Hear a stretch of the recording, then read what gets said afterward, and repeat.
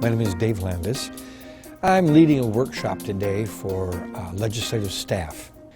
It's my hope that when you see the whole thing, you'll be intrigued by the NCSL sufficiently that you might attend one of their workshops or do some follow-up reading or be able to talk to your colleagues and raise these as issues that you can compare your experience with theirs so that as a staff member, you can increase your ability to participate well and constructively in resolving legislative conflict.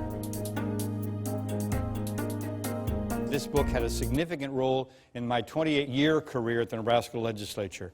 When I left, I'd passed 391 bills, and that's the most legislation in the history of the state of Nebraska. And I did it without being a particularly well-known senator. And the reason is, bills that are not particularly controversial don't get a lot of press. They also pass the legislature. If you want to know how you get a bill passed, get a public hearing filled with people who want the bill and there's nobody in opposition.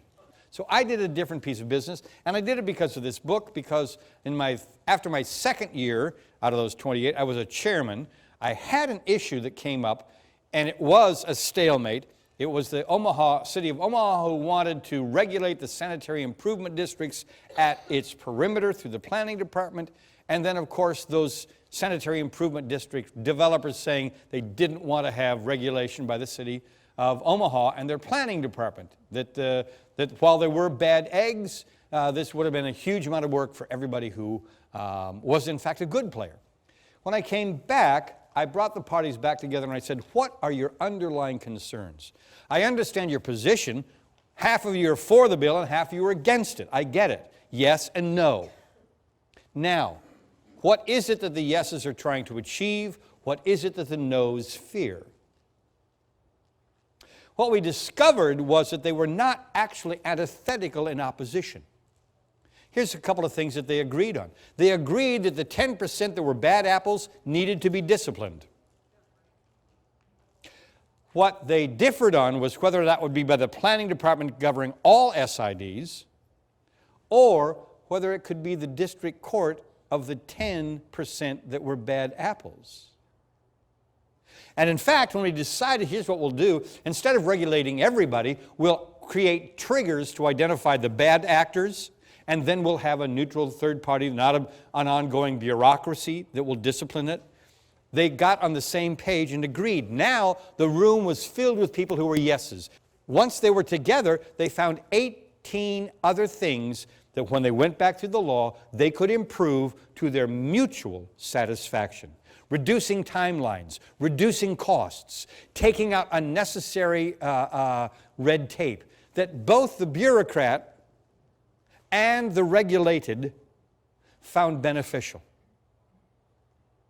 I was not familiar with the dynamic that wound up having the room move from yes and no, equally divided, to a room full of everybody saying, not only is that better than the legislation that we brought in before we began, but now we've invented a way where it's better than for both of us and in ways we did not expect. What they found was joint gain.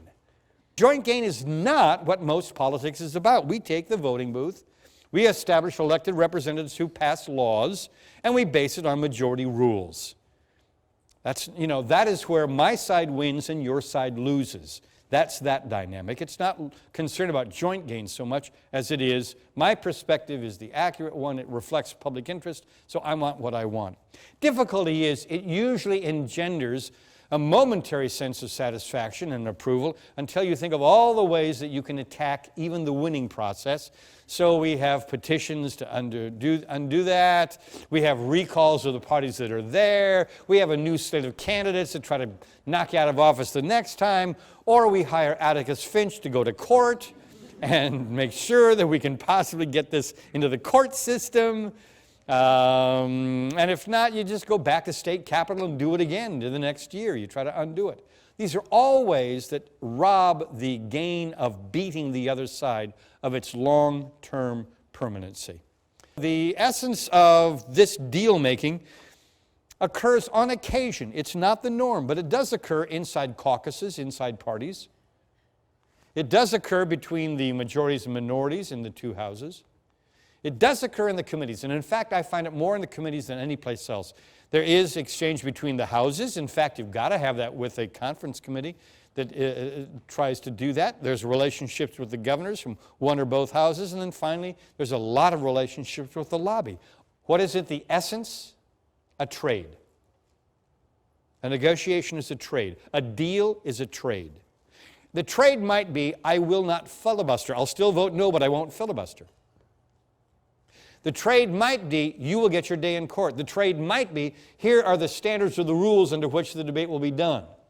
As you do well, I do well. As you do better, I do better. As you do great, I do great. If you want to transform our relationship, you don't make it a tug of war. You make it shoulders-to-shoulder partnerships so that as it gets better for both of us simultaneously.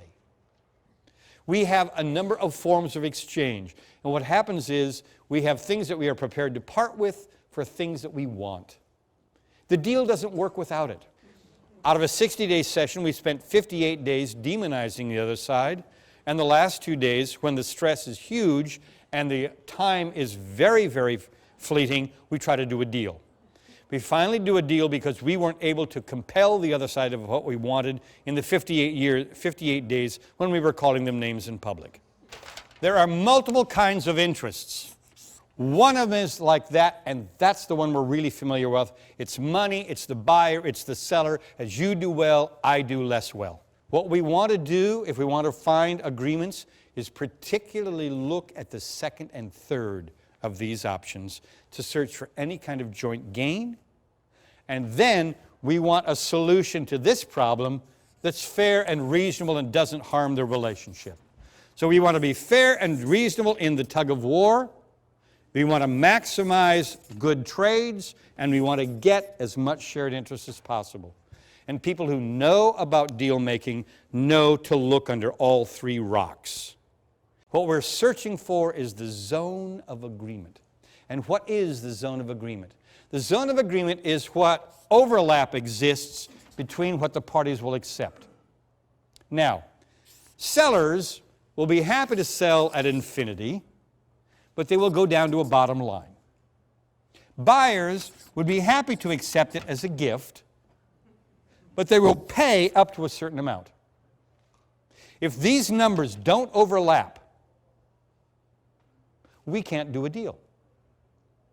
The only thing that works is when they do overlap, we find someplace inside that zone that allows us to say yes. Has anybody tried to sell a house and after 6 months there's no takers at your asking price? Anybody rethought what their asking price would be? Why did they do that? Because timing, which came up back here, will alter our perspective about what our bottom line ought to be. And the longer it goes before we can make a deal, the bottom line goes down because we realize we have expectations that are not going to be satisfied. So, timing is related to this. These do move. We do go to the 58th day when the frustration level of both sides push these positions to a place that you can do an overlap and a deal in the middle. The best I think we can do is to nominate solutions that a third party would find legitimate. What you do not have any control over, and nobody does, is how other people will behave. That you do not have control over. And if you ask me for a magic wand, how do I touch the forehead of somebody on the other side and make them be different than who they are? I don't have it and you don't either. Nobody does. What can appeal to them, however, is significant because there are things that you can do that can drive them away, and there are things you can do that bring them closer, but there's nothing that you can do that can compel them to act in the way that you want to. The best I think you can do is incentivize that behavior. A third party would say you're being reasonable, thoughtful, and this is an appropriate and problem-solving result. And here's why I know that, because it has solved problems elsewhere, and you'd be framing this in knowledgeable, thoughtful, well-studied problem-solving arrangement. Maybe that would appeal to them, and maybe it won't. Zone of agreement, second big idea. Third big idea is there's a pattern to this, okay? And the pattern is we start with introductions of each other. We then go to information exchange, and this is usually rushed. Where deals get to be made, where thoughtful solutions arise, comes from expanding this step, the information exchange. And by the way, when we talked about showing the other side all your cards and then asking for theirs, that is a bad practice for an information exchange. So we have an information exchange, and then there will be an offer. And I've couched it in the way that everybody recognizes, which is money. Doesn't have to, but it is. It's not unlikely that there's a counteroffer. Expect counteroffers. What doesn't happen is, oh, that's your first offer, we're done. Even if you can live with it. You know why? Because most people don't open at their bottom line. The other side knows it, and they push them for a little more. Expect to have a counteroffer. 3 things that we've learned so far. First thing that we've learned is there are more than one kind of an arrangement between us. Conflicting, potentially complementary, and maybe shared. That's one idea. Secondly, there is no deal at all if we can't find a zone of agreement.